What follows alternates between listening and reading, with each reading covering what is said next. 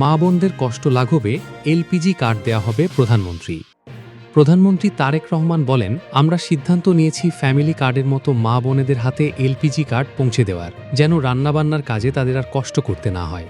সোমবার দুপুর 12টার দিকে যশোরের শার্শায় শহীদ রাষ্ট্রপতি জিয়াউর রহমানের স্মৃতিবিজড়িত উলাসী যদুনাথপুর খাল পুনঃখনন কর্মসূচির উদ্বোধনী অনুষ্ঠানে এসব কথা বলেন তিনি আরও বলেন, রান্নার কাজে মা বোনেদের খুব কষ্ট হয় আমি জানি।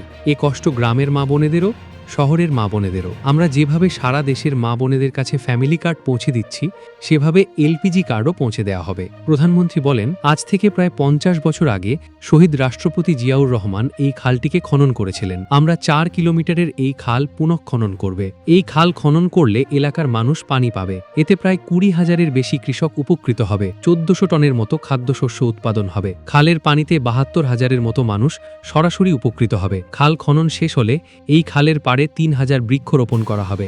তারেক রহমান বলেন, নির্বাচনে প্রতিশ্রুতি দিয়েছিলাম আমরা সরকার গঠন করলে শহীদ জিয়ার রেখে যাওয়া সেই খাল খনন কর্মসূচি শুরু করবে। আগামী 5 বছরে আমরা 20,000 কিলোমিটার খাল পুনঃখনন করতে চাই, যাতে গ্রামে বসবাসকারী মানুষ সেখান থেকে আয় করতে পারে। প্রধানমন্ত্রী বলেন, বাংলাদেশের মোট জনসংখ্যার অর্ধেক নারী। বেগম খালেদা জিয়া নারীদের জন্য ইন্টারমিডিয়েট পর্যন্ত পড়াশোনা ফ্রি করে দিয়ে গেছেন। আমরা নারীদের পড়াশোনা উচ্চতর ডিগ্রি পর্যন্ত ফ্রি করে দিতে চাই। পাশাপাশি মেধাবী নারী শিক্ষার্থীদেরকে উপবৃত্তি দেওয়া হবে। যশোর 3 আসনের সংসদ সদস্য ও বিদ্যুৎ খনিজ জ্বালানি সম্পদ প্রতিমন্ত্রী অনিন্দ ইসলাম অমিতের সঞ্চালনায় অনুষ্ঠানে বক্তব্য দেন পানি সম্পদ মন্ত্রী শহীদ উদ্দিন চৌধুরী অ্যানি, স্থানীয় স্বশাসন প্রতিমন্ত্রী মীর শাহেদ আলম, প্রতিমন্ত্রী ফরহাদ হোসেন আজাদ, শার্শা উপজেলা বিএনপির সভাপতি আবুল আহসান জাহির, সাধারণ সম্পাদক নুরুজ্জামান লিটন প্রমুখ।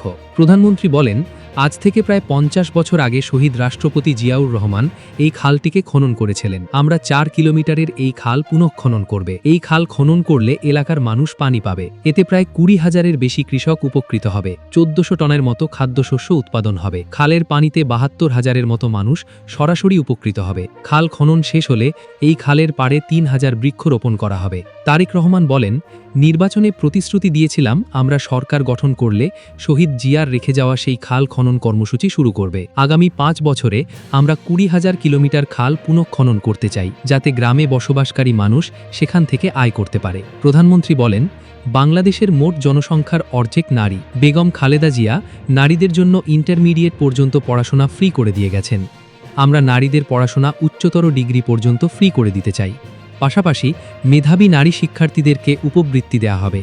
যশোর 3 আসনের সংসদ সদস্য ও বিদ্যুৎ খনিজ জ্বালানি সম্পদ প্রতিমন্ত্রী অনিন্দ ইসলাম অমিতের সঞ্চালনায় অনুষ্ঠানে বক্তব্য দেন পানি সম্পদ মন্ত্রী শহীদ উদ্দিন চৌধুরী অ্যানি, স্থানীয় স্বশাসন প্রতিমন্ত্রী মীর শাহেদ আলম, প্রতিমন্ত্রী ফরহাদ হোসেন আজাদ, শার্শা উপজেলা বিএনপির সভাপতি আবুল হাসান জাহির, সাধারণ সম্পাদক নুরুজ্জামান লিটন প্রমুখ।